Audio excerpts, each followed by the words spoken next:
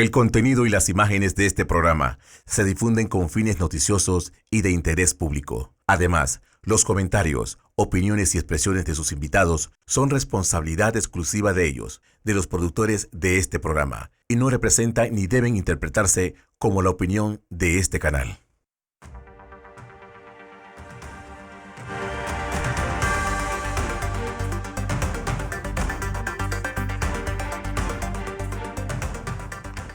Hoy es jueves y eso significa que es día de Hablando de Frente. Estamos aquí a las 7:30 de la noche todas las semanas y cuando aquí no puedan sintonizarnos estamos en Vallarino, Panamá y en Next Noticias en YouTube.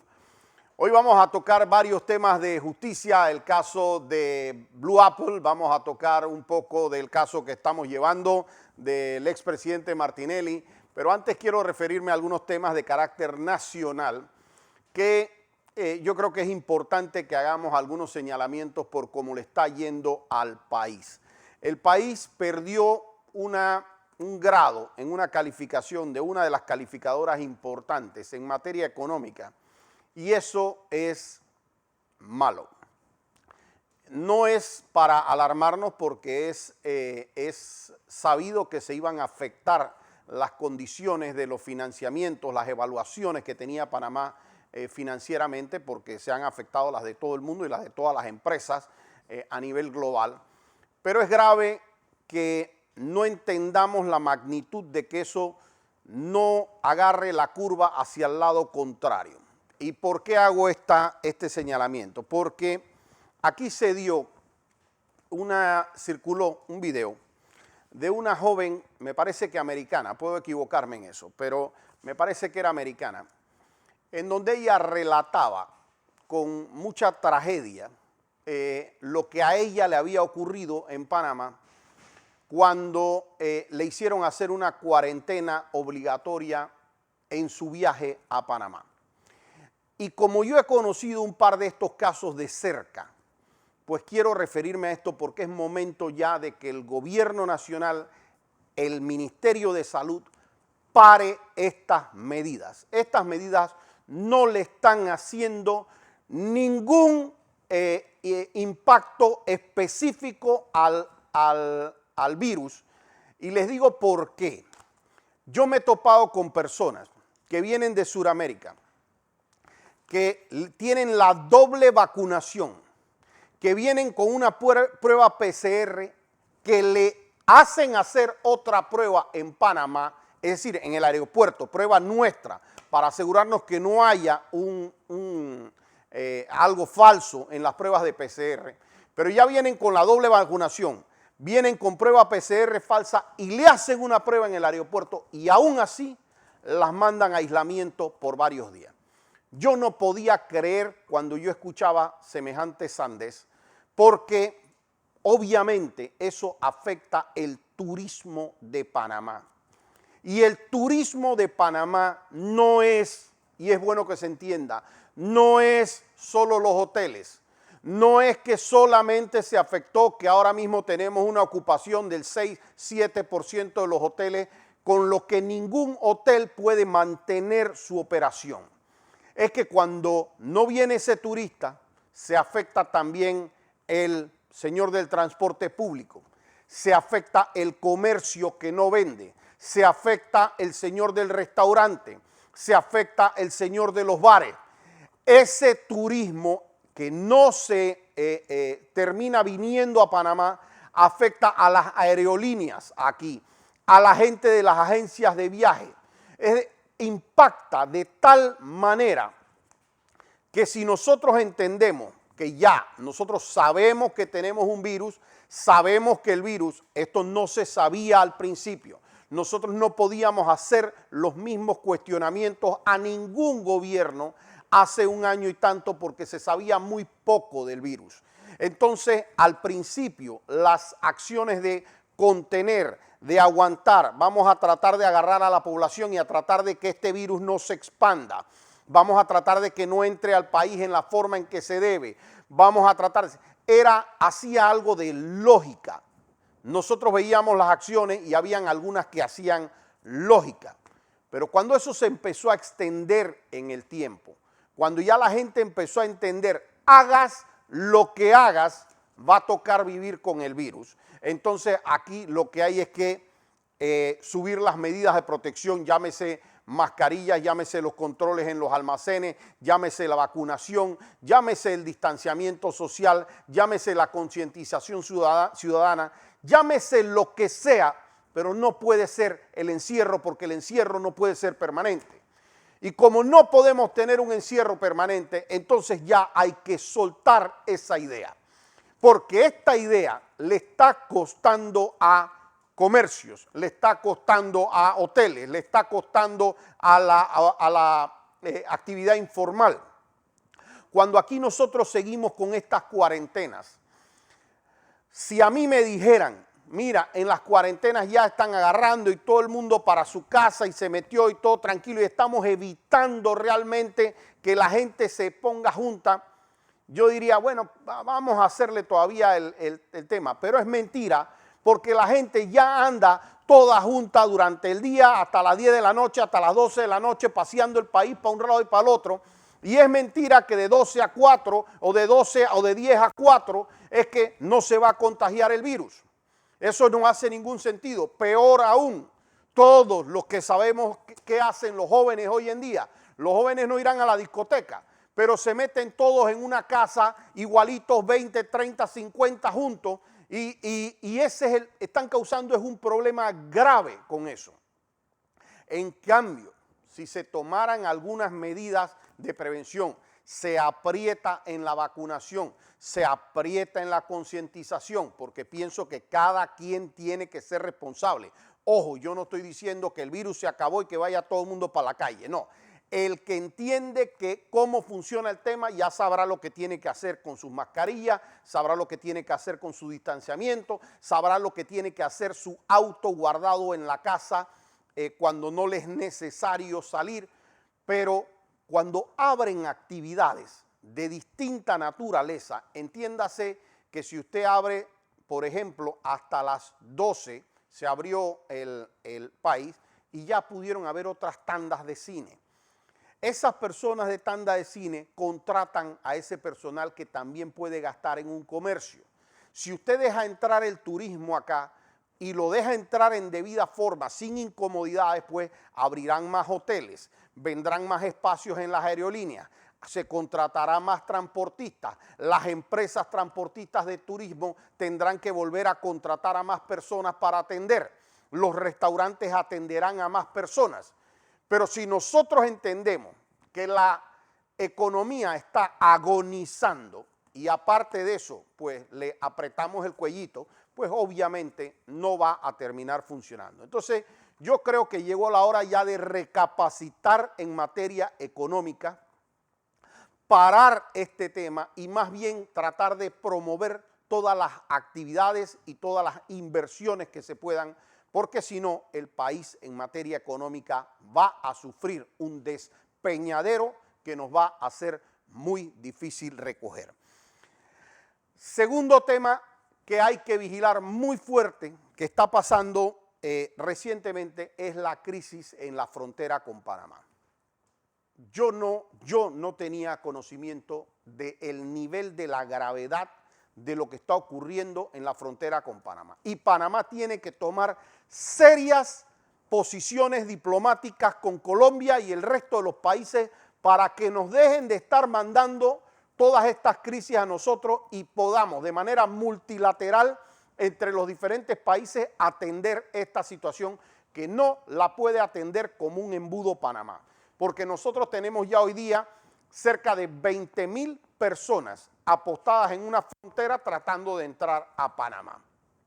Y si eso entra, no es el problema de 20,000 personas, no es solo gastarnos los 7 millones de dólares atendiendo personas, no es solamente los posibles riesgos sanitarios de salud de cómo vienen esas personas, sino también es el efecto dominó y el efecto imitación. Porque si aquí se deja pasar así 20,000 personas, mañana son 40,000, pasado 60,000 y así vendrá solucionándose esto. Entonces aquí tiene que haber una reacción de carácter diplomático, multidisciplinario, que no puede ser que yo vi el defensor del pueblo va para la frontera. ¿Qué va a hacer el defensor del pueblo? Por Dios, yo, con el respeto al defensor, porque no me refiero al defensor, me refiero a la institución como tal, yo desaparecería la Defensoría del Pueblo. Para mí no tiene esa institución, no tiene ningún sentido de ser gastarse otros 6, 7 millones de dólares al año en una institución como la Defensoría del Pueblo, que no quiere decir que no hay valiosos funcionarios adentro de la Defensoría que pudieran cumplir otras misiones dentro de ciertas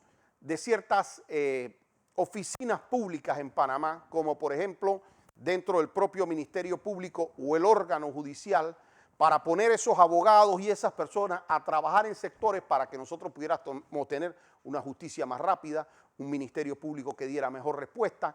Todo eso pudiera hacerse, pero volviendo al tema de la frontera, o ese tema se atiende ya como ayer, o para nosotros va a ser un verdadero problema bien rápido en Panamá. A ver, el tema justicia. Hoy empieza un caso que no debía empezar. Es un caso que es Blue Apple. ¿Y por qué no debe empezar? Porque dentro de ese caso no se han hecho las notificaciones como debe.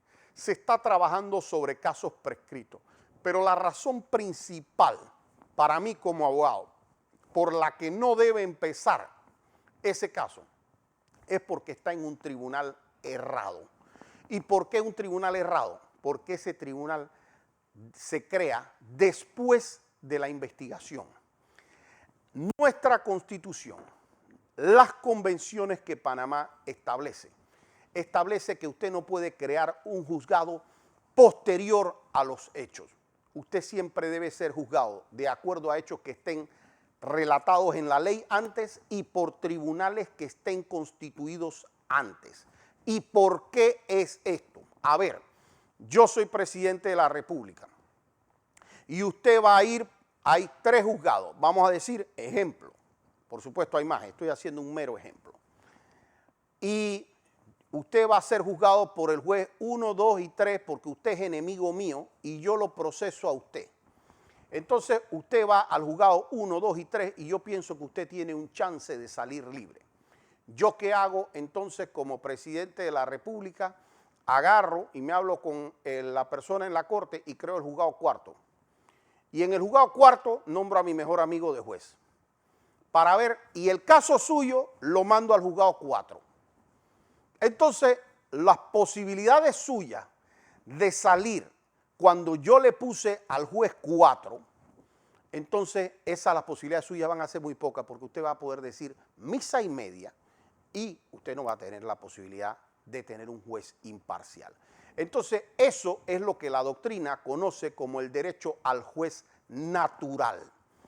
El juez natural es aquel juez que cuando usted fue a esa investigación por hechos que se dieron previos, usted va a ser juzgado por alguno de los jueces existentes y que se dedican a eso. Es decir, usted por alguno de los jueces penales que existen en ese momento, usted tiene que ser juzgado por ellos.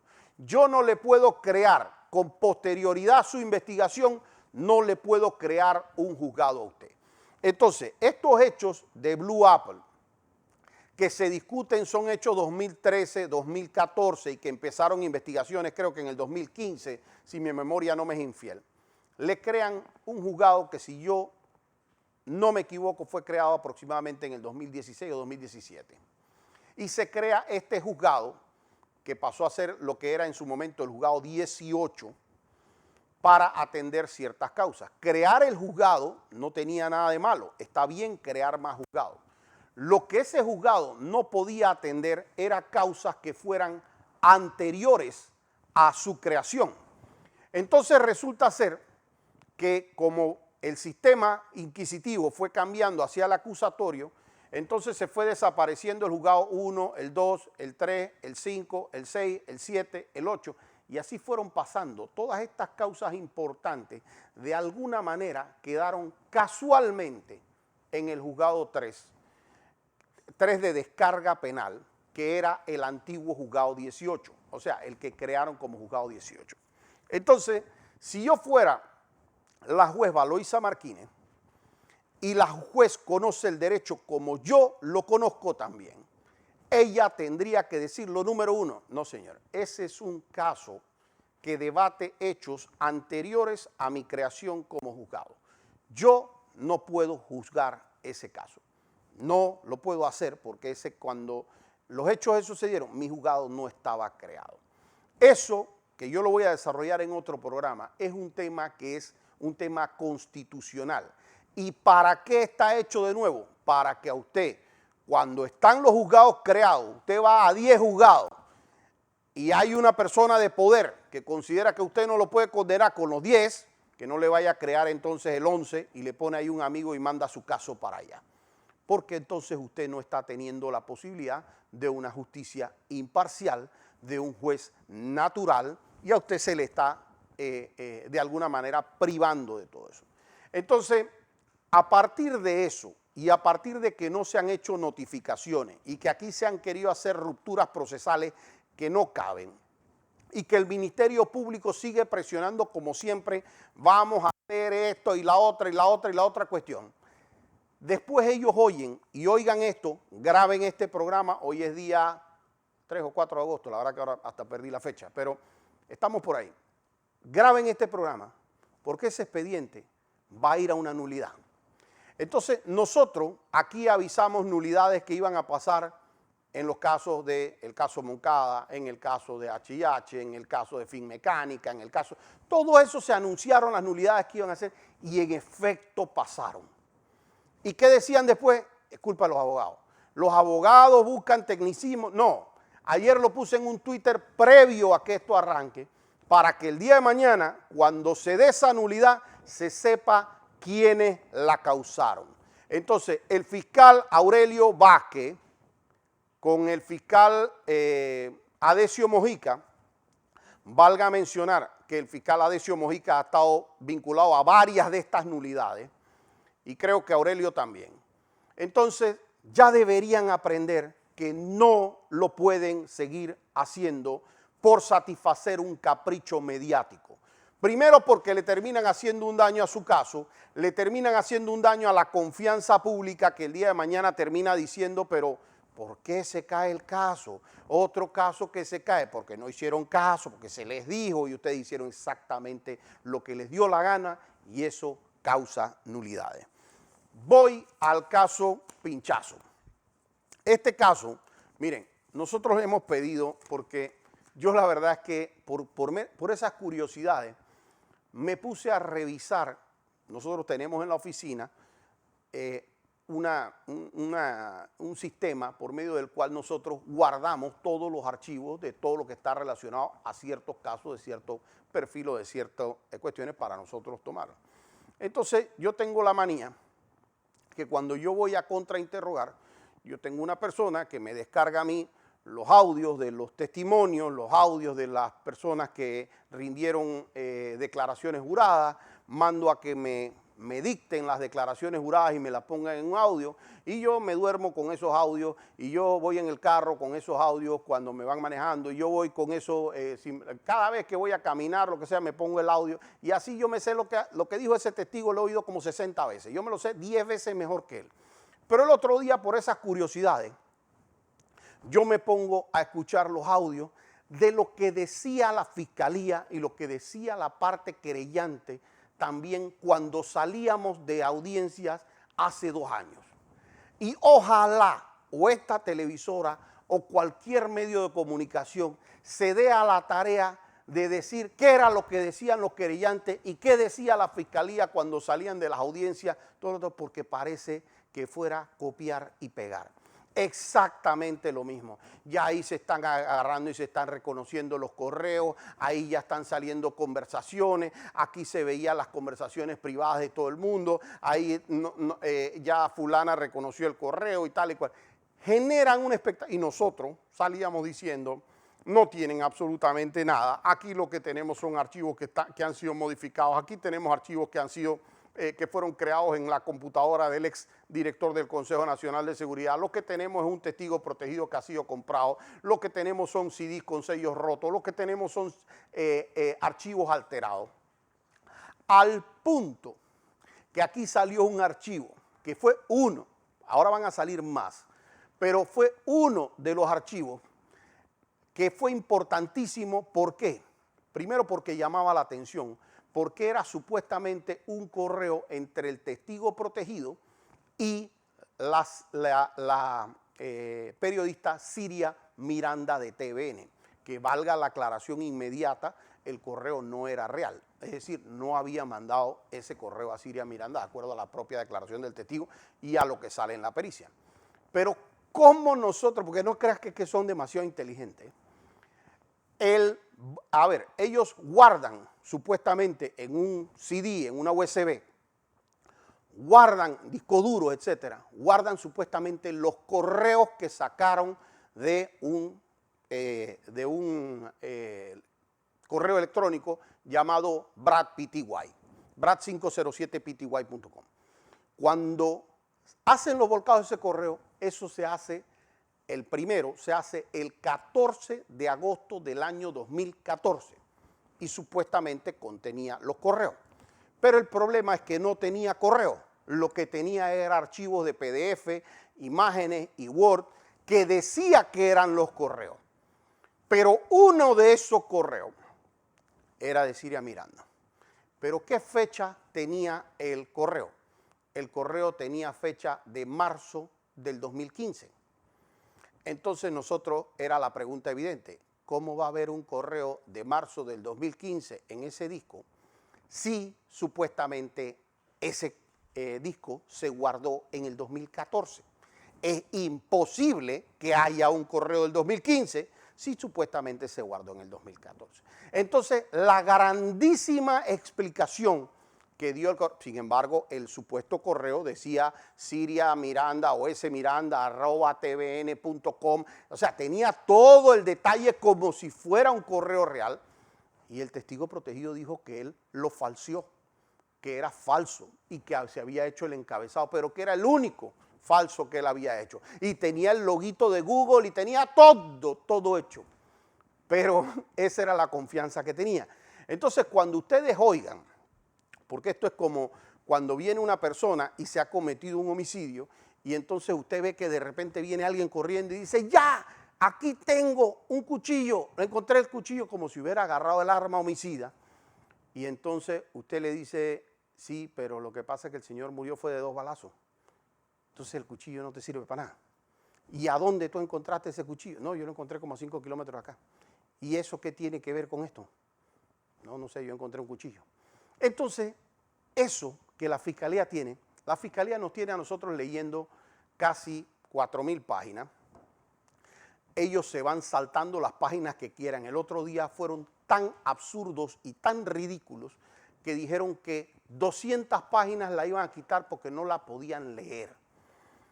Si no podían leerla porque la letra era ilegible, 200 páginas, que ellos saben lo que hay en esas 200 páginas y por qué no quieren presentarlo, pero 200 páginas, ¿no sería mejor como que no fueran pruebas, como que no estuvieran ahí? Porque ¿para qué metiste una prueba de 200 páginas si tú supuestamente no podías ni leerla? Tú como fiscalía viste eso antes de traerlo a juicio. Pero bueno, eso nos vamos. Nosotros habíamos pedido que se transmitiera el juicio, porque antes ustedes vieron que en la corte se transmitía y lo pasaban y no había ningún problema y sacaban a Martinelli como fuera, lo sacaban en todos los medios de comunicación y eso era, no solamente era que era transmitido, era cadena nacional. Y hay un artículo en el código que establece que nosotros podemos pedir que los medios dejen de transmitir una parte, lo que significa que sí se puede transmitir. Y eso está en el Código Procesal Penal. Entonces, si se puede transmitir, y nosotros hemos pedido que se transmita, obviamente al principio era para que la gente pudiera ver en efecto lo que está pasando adentro y no se limite a ver qué es lo que dice la defensa o qué es lo que dice la parte querellante o qué es lo que dice la fiscalía cuando salen que dicen exactamente las mismas cosas que decían hace 2 años y que igual perdieron en el caso. Pero hoy día le digo, yo quisiera que ustedes lo vieran, era por comedia, porque es que se divertirían si ustedes pudieran estar en la audiencia, porque nos ha tocado ver las cosas. Yo no me ha tocado ver esto, porque como el documento es un mamotreto, entonces el documento tiene millones de páginas o de partes que son en inglés, y hay que ver, y créanme, mi inglés no es bueno, mi inglés no es el mejor inglés que hay, pero al lado de lo que yo he escuchado ahí, mi inglés es como el de Ernest Hemingway. O sea, literalmente eso da un show, ver a esa gente tratar de leer en inglés la página para tratar de introducir la prueba. Pero encima vienen y les aparecen documentos en israelí, en chino, en no sé qué otras cosas, y hay que verlos a ellos tratando de ver cómo establecen eso hasta que finalmente, claro, que pueden decir, eso no puede entrar a juicio. Entonces, esto es un chiste. Entonces ellos empiezan a traer correos que fueron creados, manipulados en una computadora que ya la computadora decía Rolando López. No es que eso no apareció ya en el juicio pasado donde se creó. Que venía con CD roto, que la persona que trajo el CD primero dijo que lo había hecho otra persona, luego dijo que lo hizo él y luego terminó siendo en la computadora de Picuiro. Que el perito forense dice, a mí vino aquí el Consejo de Seguridad y me decía qué hacer y qué no. Jamás ha pasado en esa investigación, que esto no tiene cadena de custodia, que los sellos que se pusieron en su momento, que no eran de cadena de custodia, hasta esos sellos están rotos. Que el perito dice, yo no puedo garantizar la autenticidad ni de esto ni de lo otro. Todo eso, ¿qué pasó? Entonces es lo que estamos nosotros teniendo ahora en juicio. Ellos están en la lectura de sus correos muy ordenaditos y claro que las jueces están tomando nota de qué es lo que está apareciendo en la pantalla y de qué es lo que están ellos leyendo y estamos nosotros con el tema de la lectura. Esta es la única persona que sacan una fotocopia de un documento. Esto pasó ayer.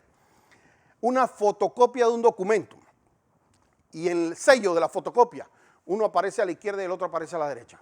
Y supuestamente es la fotocopia, ¿no? Entonces, en esta alteración de documentos que nosotros claramente vamos a poder demostrar en estos hechos, la decepción de una juez es cuando ellos ven que le hicieron pasar 2 meses leyendo este correo hasta que las jueces preguntan, entonces dígame, ¿y esos correos qué tienen que ver con el señor Martinelli?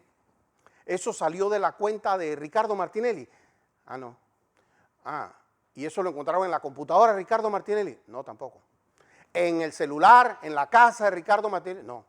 ¿De esa cuenta se mandaban correos a Ricardo Martinelli? No, tampoco. Entonces, ¿qué es lo que tiene que ver esto? No, es que hay un testigo protegido, Pinocho, que yo estoy esperando, que dice que él escuchó que esto era, en una ocasión llegaba hasta las manos de Ricardo Martinelli. ¿Cuánto costó ese testimonio? ¿Cuánto ha costado este testimonio de este supuesto diplomático? Casi $1 millón ha costado tener a este testigo protegido en este caso. Esa es la verdad de lo que está ocurriendo en el caso Pinchazo y espero seguirle dando los updates aquí, así es que síganos el próximo jueves aquí, Hablando de Frente.